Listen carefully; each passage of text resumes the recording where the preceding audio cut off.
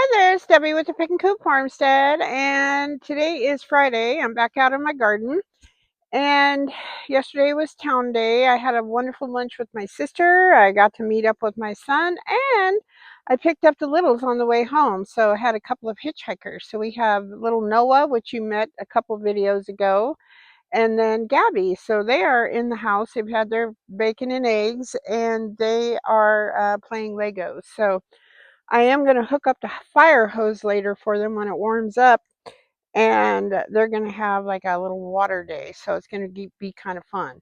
So we are doing gardening this morning while it's still nice and cool out here. It's about 7:30, 7:45ish, and we're going to see what we can see because every time I skip a day out here, I always find something new. So come along and let's do some gardening. All right, so the never-ending calendulas, which is very wonderful to me. And if you haven't watched my video before of harvesting these guys, you want to cut them right down at the Y, and that promotes more growth, and you're not cutting the buds off. So I wait till they fully open like this. Oops. Well, this is what happens.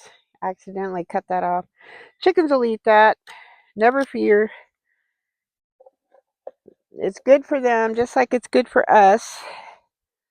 And I should have harvested these the other day, but I had just turned off my sprinkler, so I don't want to do it wet because my goal for the calendula is to dry it. And somebody asked me the other day, well, what are you going to do with it? And I am going to make tea. It's very good for you. I'll have to look up the benefits of it again. I know it has great medicinal benefits, but I'm going to make a tea, and then I'm going to make salve. And I think I have so much of it. I'm the burden of abundance. You know how that goes. I think I'll make a tincture as well, and then so we can use that. So I know topically it's super good for your skin. It's internally, I can't remember what it does, but most flowers and herbs that are medicinal are also, they have antibiotic, antimicrobial, some have antifungal properties. It's just, it's amazing. And that includes your wild variety. And chickens can eat most of these things, and so it helps them too. So I'm going to finish up harvesting these, and then we'll move along. So this is what I ended up with. I mean, this is almost like a daily occurrence. It's crazy. And there's still lots more blooms on there, but they're not open quite enough.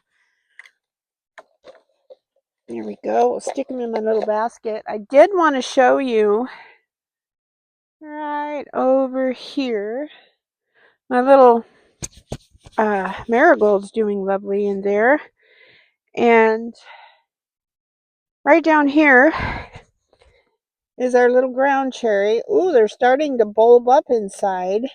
What happens is they develop these little like paper Chinese lantern exteriors, just like a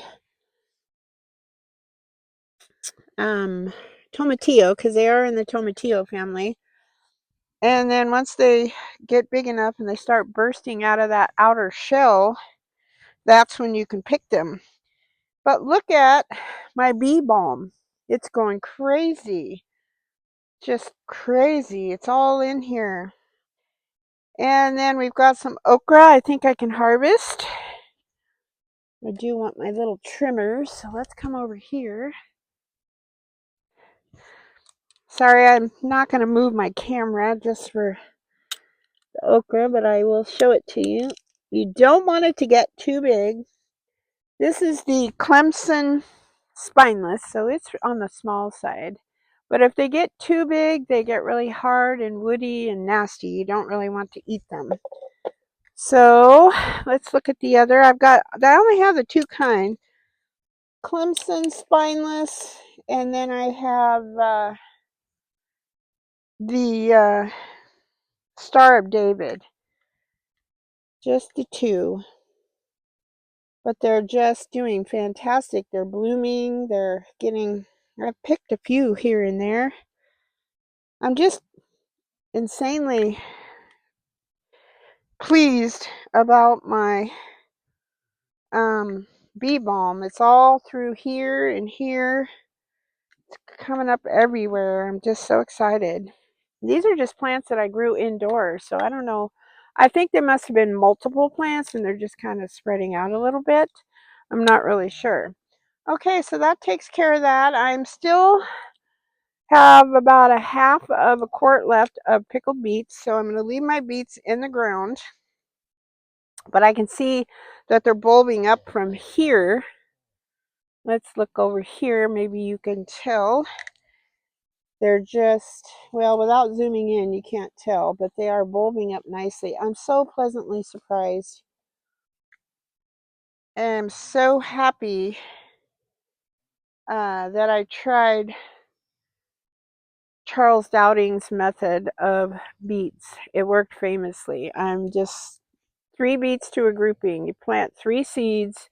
I planted them this winter and indoors, and then you just plant the whole grouping of 3.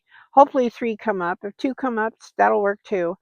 And for some reason, I don't know, he probably explains it better on his channel, but it worked great. And now I wish I would have done more. So now that I know, because I don't like to waste my beet seed, now that I can actually do it and get beets instead of just greens, then I'm going to do a lot more every year. I might even dedicate one whole bed. I mean, they're good. They're good for you.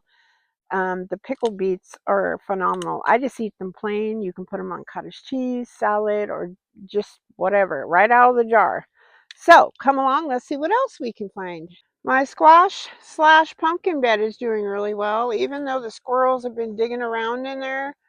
I guess if they're not hurting the plants, I'm okay with that. They're aerating the soil, right? You got to look positive at it. My cruciferous bed slash bean bed looks pretty good. And my little volunteer mullein. Oh, I wanted to show you. Look, my first yellow zinnia. Look at that beauty. I think I'll take a, excuse me, a photo of that.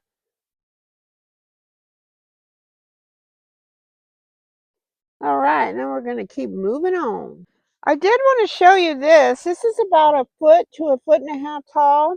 And I thought it was a bee balm when it first came up, but it's a sunflower, volunteer sunflower. And I never had them here, but I did have them at this end of the bed. So yeah, there we go.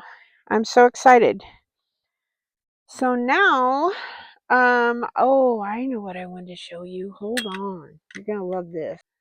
I don't know if you can see, but look at the little bees doing their magic on the mullein. We have honeybees. When I was over here just a few minutes ago, doing the calendula, sorry, I was watching the bees. There was like 5 or 6 bees on these little stalks. There's 2 of them next to each other. I'm like, they're just nature's little helpers. You gotta love them. Those are honeybees. Those are far and few between anymore, unless we have the bee guys come out and put hives on the property. That year we had so many bees. It was awesome. So I did want to take advantage, since I am out here early. Oh, I've got to show you something else that's growing alongside the bed. I wanted to trim up the onions. These are bunching onions, which they're getting larger. I'm going to have to fertilize everything. And onions are heavy feeders. These are my bulbing onions. I'm just going to trim them up. They're still growing and they're getting bigger around. I do need to divide these up into groups of 4 and replant them, but I don't want to quite do that right yet. So I'm going to take this beet green. I'll save it. These I dry, either give to my chickens. You can stir fry them too.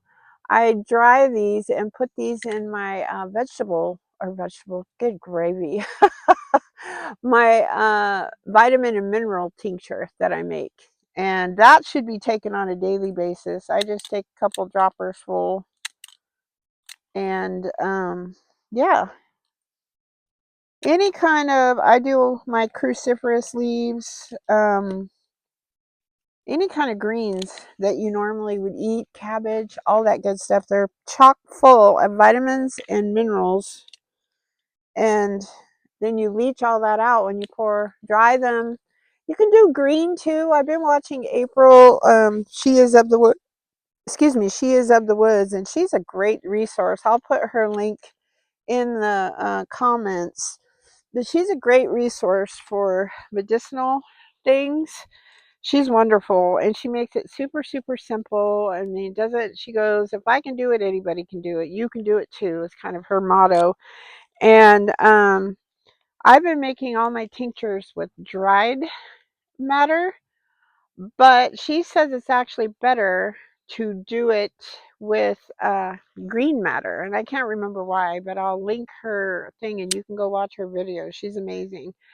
And but to use dried when you're doing oil infused things, like I made my oregano oil, because of the risk of mold and making your oil go bad, rancid, that kind of thing. So I'm going to start doing fresh to make my tinctures. I mean, I'm going to dry a lot of it for like winter time, that kind of thing. But if I have fresh stuff, I'm not going to dry it and then wait for it to dry and then make the tincture, just because that's kind of silly. All right, so come along. We are going to do some more gardening. I did want to show you this right here. This is it's burdock, what we call curly dock, and it comes up green. My husband's like old school cattleman. He calls it water weed or something like that, because it grows where there's lots of water. And what I do is I wait for, let me show it to you up close. These are tiny, tiny little seeds. And I let it dry, and then I go along and I harvest it out in the cow pastures, because it's irrigated out there. It grows like crazy. I've never had it in a garden like this. And then all these little seeds, you let it dry, and then I toast it on low and slow in the oven. And then once it's toasted, I don't really willow it, which is take the outer hull off, because as you can see, it's super, super tiny. I am going to make me like a willowing screen, and that's when you just take it out and shake it around, and all the little light shells come off, the husks or whatever, and then you're left with the seed. But you can grind this up. It's medicinal too, but you can grind this up and actually make a flour with it to bake with, which is awesome. It's supposed to be similar kind of to buckwheat. So I harvested my basil pretty heavy the other day, but it's already got new growth on it, but I'm going to let it go for another day or so, and then I'm going to harvest it again. So I like to harvest as much as possible. I possibly might make some fresh pesto. I don't think it cans well, everybody says. I don't know why, but I make a big batch of it, and then I put it in little like jelly jars, quarter pint quarts, whatever they are, half pints, whatever. And then I freeze it. So you want to make sure, like, just the straight up and down jars are the ones that are supposed to be freezer safe. They don't crack. So I just freeze it in that, because it's perfect just for me. Even in the little tiny jelly jars is even better, because that's like more of a 1 to 2 servings right there with my fresh pasta, and it's insane. And I don't even put nuts in mine half the time. It's just garlic, olive oil, and of course your basil leaves, fresh basil leaves. All right, so now what I want to show you is I've got my firecracker marigolds, and these are like cut and come again. So these are spent, meaning they're all wilty. So I'm going to save these, dry these. It's always best to let them dry on the plant, but I want to promote more blossoms, so I'm cutting them off right now. And these guys will get dried, and then I will save the seeds. And you can also give these to your chickens. It makes their yolks, chrysanthemums. Why am I saying that? Anyways, marigolds will make their yolks a lot richer yellow. So, and I throw mine out there, and mine just kind of don't even eat them. They do eventually, but they won't touch them. It's weird. I saw them. I gave them some last week, and they wouldn't eat them. So I don't know what that's about. I think I have like 3 kinds of marigolds out here. I couldn't tell you what these are. I don't think they're the giant. The giant flowers look a little different. I thought I just had the 2, the Cracker Jack and the giant. But these guys, I'm going to save the seeds from these too. And see how these are nice and dried? That's how you want them to be for saving seeds. Here is one radish. I'm getting 1 to 2 every time I pick. I thinned out a whole bunch. I don't know what in the world I was thinking. I don't even know. I put like 50 seeds in one area. I don't know what I did, but yeah. So the chickens get these. They love them. I thinned them out, so hopefully the others will have a chance to bulb up. I am forgetting to turn my camera on. Let me show you this. I already picked one, but look at the size of this. Look at it compared to my head. Isn't that insane? It's called mammoth gill for a reason. But this is starting to turn kind of beige. I could have let this go a couple more days, but I like to take these in and dry these for the seed. I cook with the seed, and then I re-sow the seed to grow more. You'll look at all these seeds. You'll never ever have to buy dill seeds again. And this is it grows so good here. It's crazy. So I'm going to save that. And my other one is more beige. It's drier. So the whole stalk was dry, so I just picked it. But I am going to snip off some of these drier ones. I just throw them right back into the bed. The plant doesn't need to put its energy into trying to keep those going. All right, so on we go. My celery is still doing fantastic. It's kind of leaned over into the bed, so I have to be careful, but it's all blooming. I haven't seen any little seeds on it yet, so this is going to keep going until I can harvest all this celery seed, and then I'm going to cut it way back. I don't know if it's going to come back next year or not. This is its 2nd season. Then here's my yarrow over here. It's getting ready to head out, and once it does, I'm going to pick that, and I'm going to kind of wind every time I go past my tomatoes. I am winding them, excuse me, and trimming them up. As long as they are not determinate tomatoes, which means they only put out a certain amount of growth, you're okay. So I'm going to sit right down here, and I'm going to, well, this one's kind of determinate, but it's got some shoots. These are those black tomatoes from Tula. I just do the bottom and any leaves that look like this. These I throw out. I don't put back in the bed. I think they're just dried up, but you never know. They could be diseased. So definitely do not top these tomatoes, because I'm pretty sure, I'll have to look it up, but I'm pretty sure these guys are determinate. So you will stunt their growth if you do that.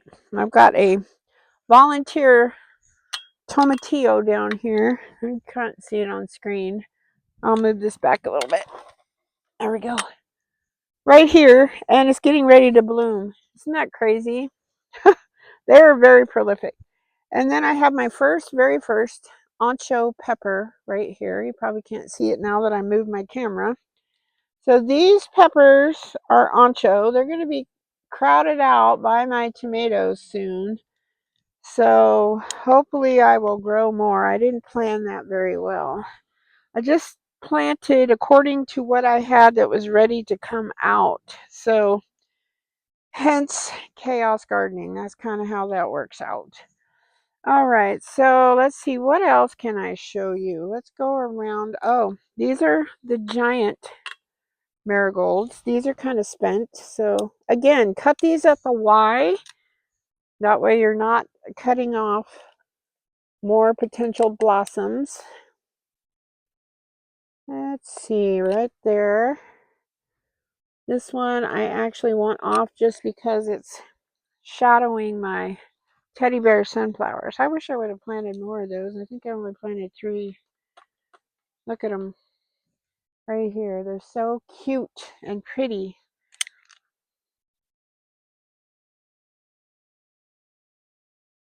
I have to show you my blush tomatoes. Look how big they're getting. They are just going to town in here. I mean, mind you, these beds are a foot up off the ground, but they've got to be at least 3 feet tall here. They're doing great. Now I want to look down in here, see if I can find any radishes. I don't know what's going on with them. Just keep thinning them is what I keep doing. I'll get some of these out for my chickens. See, look at these. They're supposed to be breakfast radish, I think. Darn it. I was really excited about growing them. It's not too late. I can still grow radishes from seed. These are my little moonbeam tomatoes, and they're getting just as tall. I put this cage kind of right in the middle of both of them, but look down here. I don't know if you can see that. Ah, shoot. Hold on. Now you can see this. This is my acorn squash, which is going crazy, and I need to wind it up through here. So I'm going to grab some clips. I'll be right back. All right, so I got some of my Dollar Tree clips, and I just don't want this guy to strangle out. Since I planted everything so stinking close together, as part of the charm of these, can you see what I'm doing? Yeah, of these cattle panels or any trellis that you, ooh, they're so pokey, that you might have is being able to do this. And keeps them up off the ground, less bug resistance, that kind of thing. So I am going to put a clamp on that one. This one is, I believe, a cucumber. It needs to be wrapped around. It's doing really well. Its little tendrils keep coming out and they attach to everything. There we go. And then over here we have our tromboncino. So that one needs to be reclipped. So I'm going to go on the other side and we'll get that done. Okay, so I found another that the dill is drying up on. Johnny accidentally broke my celery. I need to start harvesting it. I think it's starting to get a little bitter. But I found some calendulas that are spent like this. So I cut them all. They're super dry petals. So I cut them all and just dropped them into the bed. Sorry about the helicopter. And hopefully they'll reseed themselves next year. We'll see. They're pretty prolific, so I would not doubt it in the least bit. So that's about all we got for today. There's a couple of other things I wanted to show you. I'm going to fold this in half so I can get it into my basket. So I'll be right back. All right, this is a beautiful shot. These are my firecrackers. But look at all the tomatoes. They're babies, but they're getting bigger every day. And almost every tomato I've planted, every variety has got babies on them. I'm very excited. These guys over here have got little babies. Look at this beautiful, beautiful. This is my favorite color of zinnia. and look at these little dudes. These are the ever fruitful Oregon Spring. I don't have any brandy wines yet, but there's blooms everywhere. And these over here, oh, these are the black from Tola or whatever they're called. Look at those dudes. They're supposed to turn black. So, and I've trimmed up all my tomatoes. I tied up my tromboncino. So the last thing I have to show you is what's growing. Look at this ancho. Super proud, getting larger. All I got left to do really is show you my buckets. Look at the size of my horseradish. That's a photo. And the catnip is awesome. I'm going to harvest that for seed pretty soon. Potatoes, I think, are almost time to harvest. They're starting to dry up a little bit. So that's an indication they're ready. My beautiful lemon balm, look at the flowers on that. And then my lemongrass, I need to harvest more of that. And then my comfrey, I need to harvest more of that. Here's a close-up of, let's see, this one is the princess pumpkin. Don't mind the dirt from the squirrel. He didn't kill the plant, so I'm excited about that. That's the Hubbard squash over there. And, oh, did he steal my tag for this? Huh, interesting. Well, hi, kids. So then, you want to be on film? Say hi to YouTube fans. And then I need to weed this. This is my ginger, which probably needs to be harvested soon. Here's Artie and Andrew, the artichokes. They're still doing really well. I'm on to pop these. These I think are their true leaves. Pop those off, and look at my mint bed. It's going crazy too. So look at all, kind of an overview. When the sun's shining, it's hard to see everything. There we go. All right, so that's all I have for you guys this morning. I hope the sun is shining where you are. I hope you're happy, healthy, and safe. Thank you so much, as always, for watching, subscribing, commenting on my channel. Our subscriptions are just going up quickly. Once you hit that 500, seems like it goes pretty fast, which I am so grateful for all of you. So I am going to go ahead and sign off. God bless you all. Thank you, and happy gardening. And I'll talk to you next time. Bye-bye.